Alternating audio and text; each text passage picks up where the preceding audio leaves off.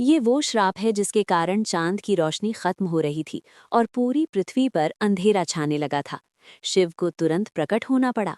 ये कहानी शुरू होती है प्रजापति दक्ष से, जिन्होंने अपनी 27 नक्षत्र पुत्रियों का विवाह चंद्रदेव से इस शर्त पर किया था कि वो सभी के साथ समान व्यवहार करेंगे।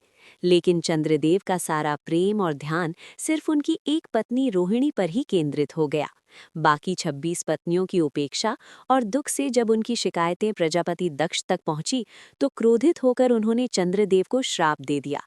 तुमने मेरे वचन को तोड़ा है। जाओ, तुम्हारा सारा तेज, सारी कलाएं और तुम्हारी सारी सुंदरता धीरे धीरे खत्म हो जाएगी और तुम क्षय रोग से गलकर नष्ट हो जाओगे। श्राप तुरंत असर करने लगा। चांद का प्रकाश हर पल कम होने लगा, जिससे धरती पर वनस्पतियों और औषधियों का रस सूखने लगा।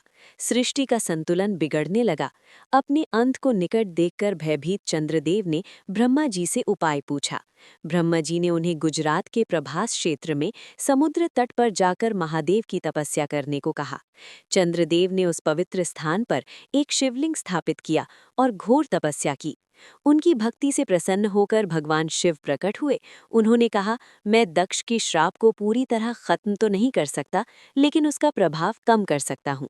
शिव ने वरदान दिया, तुम कृष्ण पक्ष में 15 दिन क्षीण होगे, लेकिन शुक्ल पक्ष में 15 दिन फिर से पूर्ण हो जाओगे।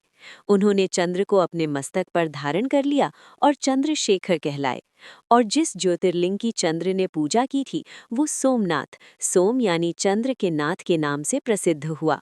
और यही सोमनाथ मंदिर, भारत का पहला ज्योतिर्लिंग, आज भी गुजरात के वेरावल में उसी समुद्र तट पर शान से खड़ा है, जहां चंद्रदेव ने श्राप से मुक्ति पाई थी।